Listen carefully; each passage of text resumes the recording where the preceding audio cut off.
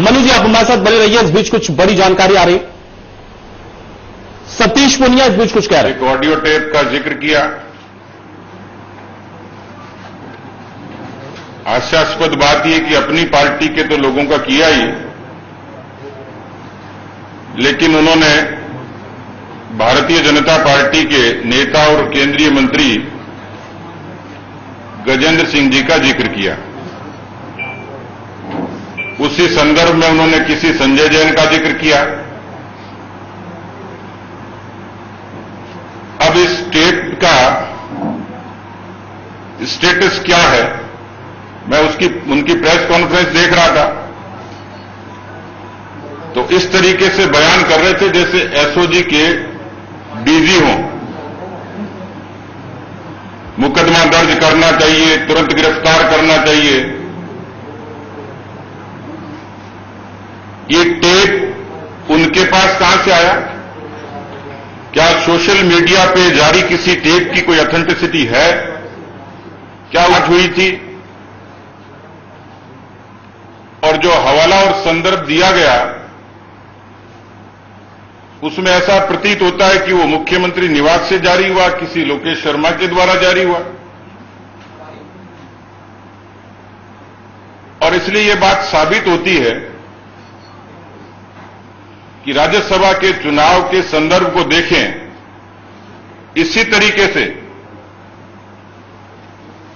किसी टेलीफोनिक बातचीत का हवाला दिया गया। ये कहा गया कि भारतीय जनता पार्टी राज्यसभा चुनाव में तोड़फोड़ करने जा रही है। उससे पहले यह कहा कि हमारी एकता को कोई छेड़ नहीं सकता, हम जीतेंगे। वो जीत भी गए, लेकिन उस दौरान जो केसेस दर्ज हुए, आपको ध्यान हो तो 9 तारीख को राज्यसभा चुनाव की कांग्रेस पार्टी की बाड़ाबंदी हो गई थी, और उस कन्वर्सेशन का हवाला 13 तारीख का था। क्या यह संभव है कि 9 तारीख की बाड़ाबंदी में 13 तारीख को कोई बाड़े से उनके लोग ले आए, 2 अदने से लोग पकड़े गए, उनकी बातचीत को इस तरीके से प्रचारित किया गया कि बीजेपी के नेता हैं? कोई भी स्थापित नेता नहीं था। और आज गजेंद्र सिंह जी ने खुद ने कहा है, इस ऑडियो टेप की दुनिया की कोई एजेंसी जांच कर ले, वो तैयार है। इसका मतलब साफ है कि कांग्रेस पार्टी मुखिया और ये पूरी सरकार भारतीय जनता पार्टी की मानहानि करने के लिए इस तरीके के उपक्रम रचती है। ये जाहिर सी बात है कि झगड़ा उनका है, कहीं दृश्य में नहीं थे। और यह आज मुख्यमंत्री जी के बयान से साबित होता है कि आज उन्होंने कुछ एक इंटरव्यू में बयान दिए। उन्होंने कहा कि जब मैं एमपी बना तो सचिन पायलट 3 साल के थे, और अभी आ जाए तो मैं उनको गले लगा लूं। तो भैया गले ही लगा लो, राजस्थान की जनता को क्यों छोड़ रखा है सारा? दूसरी बात उन्होंने कही उसी दौरान कि 1.5 साल से हमारा कोई संवाद ही नहीं। कितनी विचित्र बात है कि मुख्यमंत्री और उप मुख्यमंत्री का संवाद ही नहीं। बीजेपी कहां से आ गई? मैं बहुत लंबी बात नहीं करूंगा, लेकिन सुभाष चंद्र बोस जी से लेके और सचिन पायलट जी तक की यात्रा में क्या जितने लोग कांग्रेस से टूट के गए, बीजेपी का षड्यंत्र था क्या? अपने झगड़े को, अपनी लड़ाई को बीजेपी के माथे पर मढ़ना, और जिस तरीके से राजस्थान में भय का वातावरण तैयार किया, जनप्रतिनिधियों के बीच में, छोटे दलों के बीच में, निर्दलियों के बीच में, उनकी अपनी हैसियत होती है, उनका अपना स्वतंत्र विचार है। जिस तरीके के बीटीपी के लोगों के साथ में वीडियो आप सबने देखे, मैं दोहराना नहीं चाह रहा, वो क्या था? उनको अपने निर्वाचन क्षेत्र में जाने के दौरान उनकी गाड़ी की चाबी छीन ली। क्या ये हनन नहीं था विशेषाधिकार का? वो हाईवे किंग में 4 घंटे तक बंधक बनाए गए कांग्रेस पार्टी के सरकार के 2 मंत्रियों के द्वारा। ये कांग्रेस के इस शासन की सीधी सीधी सी बानगी याद दिलाती है आपातकाल की, जिसके खुद गवाह अशोक गहलोत जी। 124A अंग्रेजों का कानून, उस अंग्रेजों के कानून को जिसकी पैरोकारी 2019 में हटाने के लिए खुद की पार्टी ने की, और दर्द हुआ उनको जब कन्हैया कुमार और हार्दिक पटेल पर लगा। आज उस 124(a) की आड़ में और जिस तरीके से मुकदमे दर्ज कर डराने और धमकाने का, भयभीत करने की कोशिश हुई है, मुझे लगता है कुर्सी जाने का भय का इससे बड़ा कोई एविडेंस नहीं हो सकता। दूसरा मुझे ऐतराज है, रणदीप सुरजेवाला जी एसओजी के डीजी हैं क्या? जो भाषा इस्तेमाल की, सोर्स क्या है उसका? क्या जांच हो गई थी? इस तरीके की बनावटी बातों से हमारी पार्टी के नेताओं पर तो कम से कम लांछित नहीं करें। संजय जैन का जिक्र आया, उसको अपराधी एस्टेब्लिश किया, पकड़ा होगा, लेकिन संजय जैन भारतीय जनता पार्टी का कोई नेता नहीं है। और चौंकाने वाली बात यह है कि वो कांग्रेस पार्टी का लूणकरण सर का ब्लॉक अध्यक्ष रहा है, कांग्रेस के नेताओं का शागिर्द है, वो राजनीतिक हलकों में घूमता होगा। लेकिन मुझे लगता है कि कहीं संजय जैन को भी प्रायोजित तरीके से बीजेपी के नेताओं को बदनाम करने के लिए तो नहीं लगाया गया, पूरा फ्रेम किया ड्रामा। इस बात पर भी ऐतराज है कि संजय जैन का स्टेटस तय करें हो। और इस बात से साफ नजर आता है कि अशोक गहलोत जी कुर्सी बचाने के लिए इतने विचलित हैं, इतने असंतुलित हैं कि वो प्रतिशोध की राजनीति पर उतर आए। ये हताशा पुत्र की हार भी हो सकती है, ये हताशा इनकम टैक्स के छापे भी हो सकते हैं, लेकिन मुझे लगता है इस बात का जवाब राजस्थान की जनता मांगती है कि राजस्थान की सरकार को बाड़े से कितने दिन चलाओगे?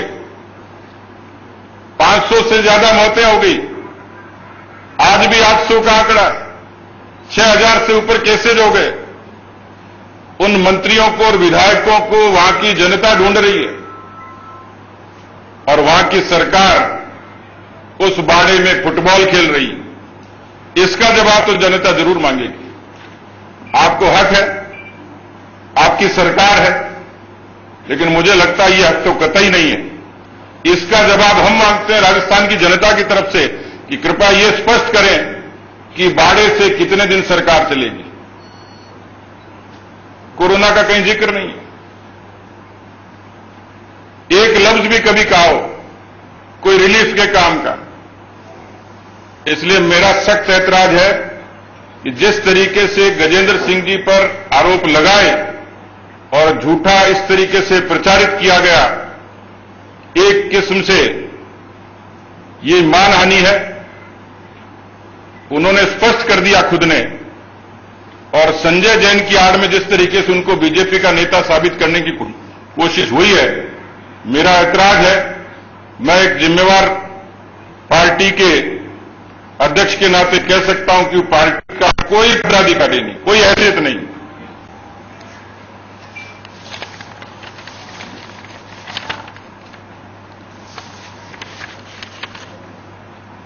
मैं चाहूंगा कि जो प्रमुख दो बातें थी जिस पर मुझे ऐतराज था, जो मैंने सुना, लेकिन तकनीकी तौर पर भी और कुछ और बातें हमारे माननीय नेता प्रतिपक्ष आपके बीच में रखेंगे।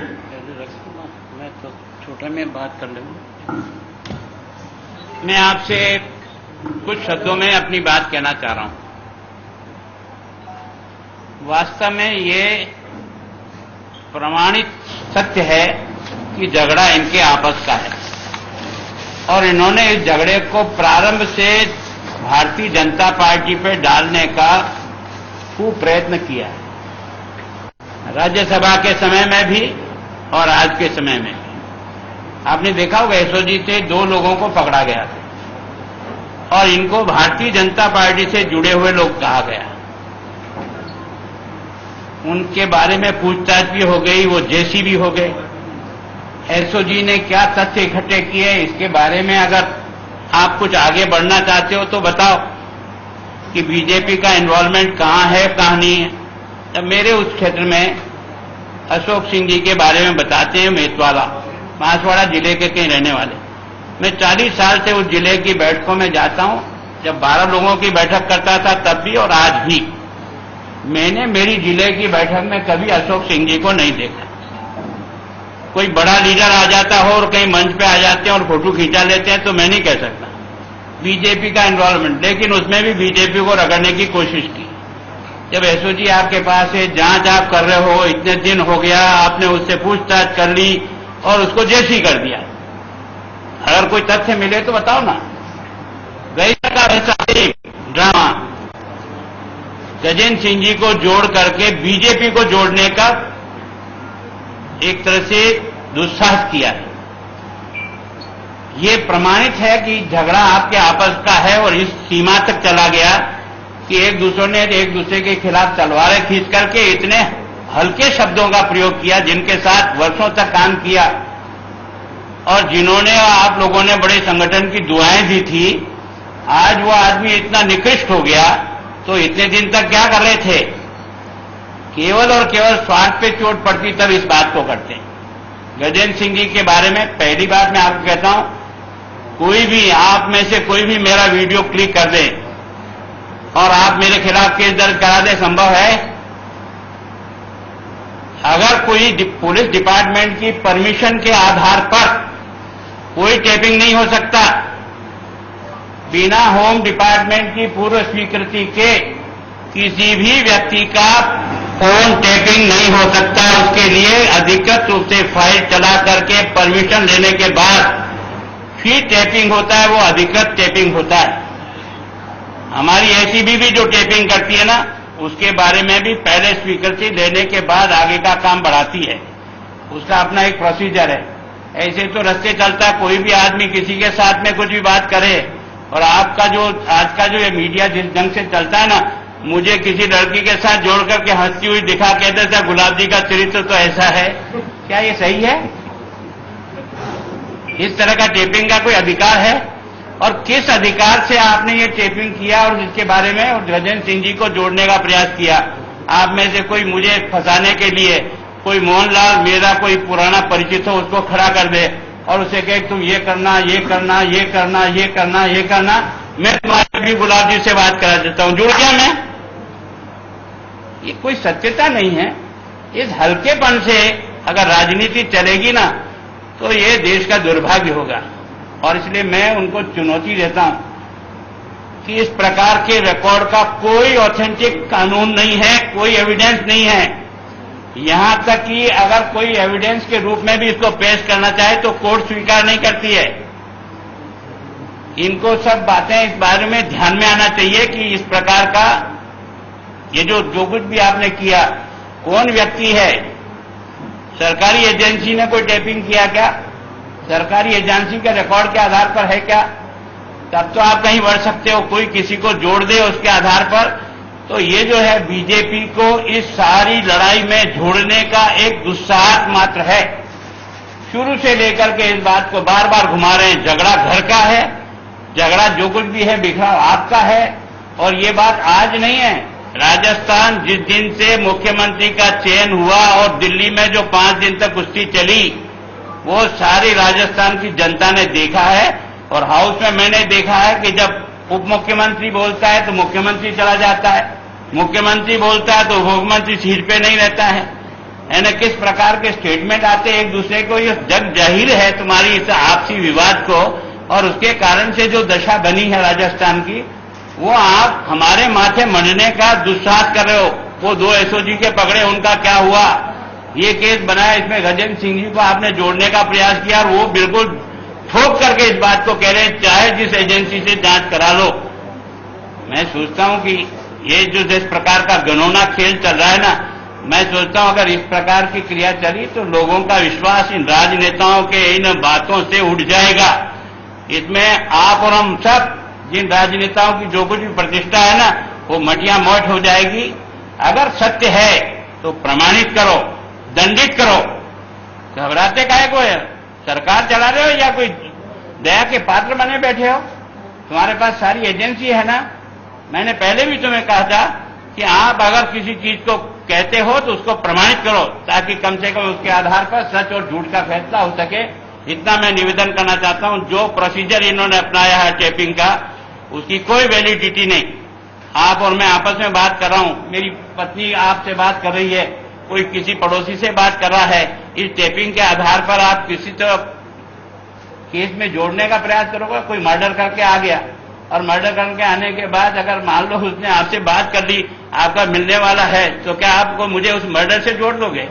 हाँ, अगर उस मर्डर के बारे में मेरा कोई क्लू मिलता है तो जरूर मैं दोषी हूं, लेकिन वो क्योंकि करके आया जिसके बारे में मुझे पता नहीं, उसने मुझे टेलीफोन किया और उसके आधार पर आप उसे मुझे केस से जोड़ दोगे, मैं सोचता हूं ये ठीक तरीका नहीं है। ठीक तरीके से करो। जो आपने एफआईआर दर्ज कराई है, उस एफआईआर को दर्ज कराने में जो आपने गजेंद्र सिंह जी का नाम जोड़ा है, मैं सोचता हूं पहले आदमी थोड़ा धैर्य रखते, पहले तथ्यों को ठीक प्रकार से खोज लेते। जिन लोगों को जिस संजय जैन का नाम लेकर के आप इसको कर रहे हो, उसके वर्षन को और उसके आधार पर कहीं तो उसकी मिलान करने के बाद कुछ करते तो ज्यादा अच्छा लगता है। केवल उछालने के लिए उछाल दिया, ये उचित नहीं है और इस प्रकार का व्यवहार करना मैं सोचता हूं लोकतंत्र के गरिमा को गिराने वाला हो।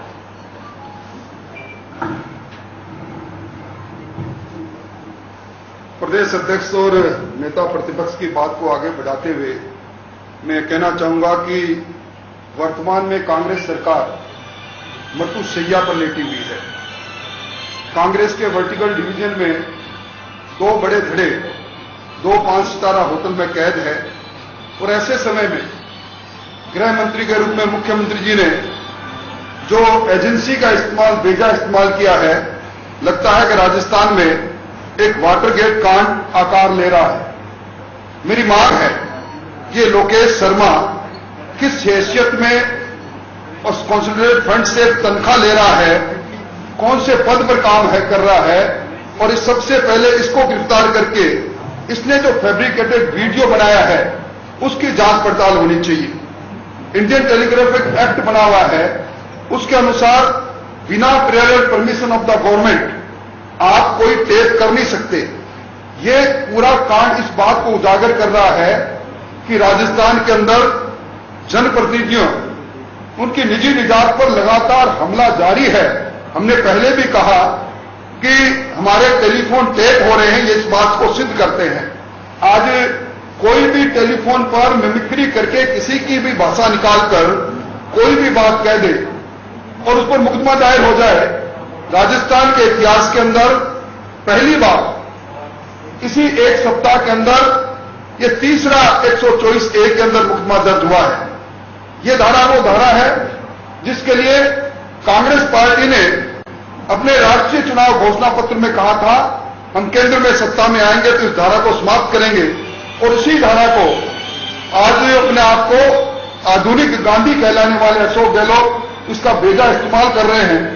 और अब जिस प्रकार समाचार और दूरदर्शन में आ रहा है कि एसओजी की टीम मानेसर जा रही, बिना मेट्रोपोलिटन मजिस्ट्रेट की परमिशन के, बिना कंसर्न स्टेट के परमिशन और एसपी की परमिशन से, मैं समझता हूं कि अपनी सरकार को बचाने के लिए जिस प्रकार प्रताड़ित कर रहे हैं, अगर विधायक अपने नेता और मुखिया के खिलाफ विद्रोह करके कहीं गुट में बैठे हैं तो वहां जाकर झपटा मार के एसओजी के द्वारा उसको उनको आतंकित करके इस प्रकार का वातावरण बनाना, जिस प्रकार दक्षिण का बीटीपी के विधायक के साथ जो सलूक हुआ हमारे सामने है, मैं समझता हूं कि ये तो वो बात होगी जब सैया भये कोतवाल तो फिर डर काहे का।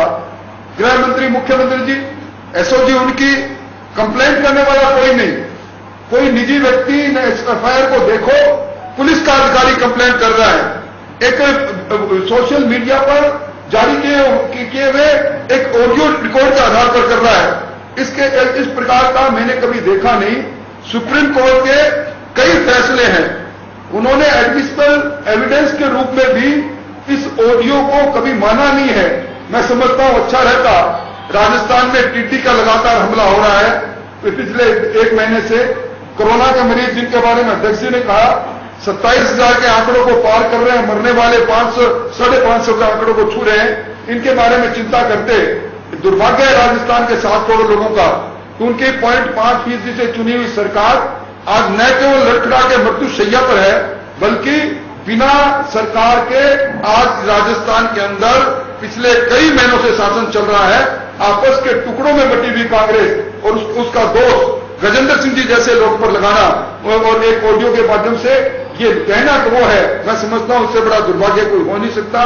हम इसका कानून विज्ञों से भी बात करेंगे और सड़क से लेकर संसद तक सब जगह हम इस बात को, अगर किसी सरकार किसी प्रकार का इस आपराधिक कृत्य करती है तो हम उसका पुरजोर लोकतांत्रिक तरीके से विरोध करेंगे। सर, बीजेपी मामला दर्ज कराएगी इसमें लोकेश शर्मा वाली? निश्चित तौर पर मेरी मांग है, ये मेरी मांग है कि लोकेश शर्मा पर पहले मुकदमा दर्ज करो। किस हैसियत से उसने रात को सीएम और रेजिडेंस पर बैठकर इस प्रकार के सोशल मीडिया के अंदर ये वीडियो जारी किया, कहां से ये ओरिजिनेट हुआ, इसकी जांच सबसे पहले होनी चाहिए थी। तब दूध का दूध और पानी का पानी निकलेगा। और अगर सरकार में हिम्मत हो तो पूरे मामले को सीबीआई को सौंप दो।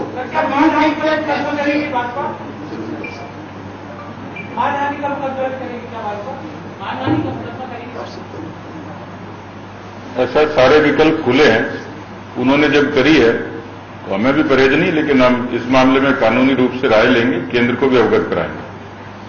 आप गुलाटी, आप होम मिनिस्टर रहे हैं, थोड़ा सा बताइए कि अगर किसी का फोन, जैसे इस पूरे केस में जो लीगल पॉइंट है वो बहुत ही महत्वपूर्ण है, हमें समझना जरूरी है। अगर किसी का फोन टैप करना है तो क्या प्रोसीजर रहता है? आई बिलीव होम सेक्रेटरी के साइन के बिना ये नहीं हो सकता।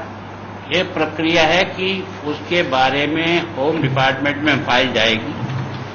वो कहेगा कि मेरे को इन 10 लोगों के फोन किसी XYZ कोई भी इस प्रकार का प्रकरण है उसके बारे में जानकारी के लिए करना है, चाहे वो SOG हो, चाहे ACB हो, चाहे कुछ भी हो।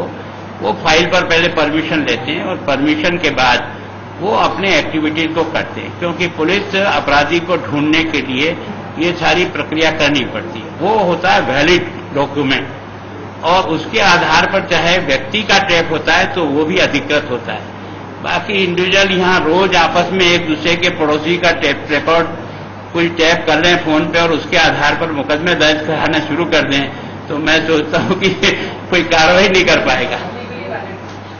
मेरा एक सवाल था कि कल जो है एनडीए के घटक दल है, आरएलपी के सांसद अरमान बेनीवाल जी, उन्होंने वसुंधरा जी को इस गेम में शामिल होने और इस तरह के आरोप लगाए हैं। मेरी उनसे बात हुई थी। उन्होंने कहा मेरे स्टाफ ने इस बारे में ये टाल दिया। मैंने न तो किसी टीवी के सामने गया न किसी के सामने ये बात कही है। मैंने कहा ये जो आपका कृत्य है, ये जिस पार्टी के साथ मिलकर के आप काम कर रहे हो उसमें इस प्रकार की बात कहना किसी दृष्टि से उचित नहीं है। मैंने उनसे भी बात की और उसके बाद मैंने वसुंधरा जी से भी बात की। जो मेरे को लगता था कि इस बारे में तुरंत कोई बात करनी चाहिए तो मैंने दोनों से बात की। क्या बात है कि कांग्रेस सरकार से जो पूर्व मुख्यमंत्री है वो अनुकंपा में बंगला लिए बैठी है, वो क्यों नहीं खाली करवा रहे आप? अब ये उनका काम है। मुख्यमंत्री जब गुलाब चंद के हाथ में आएगा तब आप मुझसे पूछना। सतीश जी, क्या आपको लग रहा है कि ये एसओजी का मिसयूज हो रहा है? This government is misusing SOG? नहीं, इसमें शक कहाँ है। ये तो सारी बुनियाद जो है एसओजी और एसीबी पर है। पूरे एपिसोड की भयभीत करने की अभी आपको थोड़े दिन में, ये तो अभी बाड़े में बंद है लोग।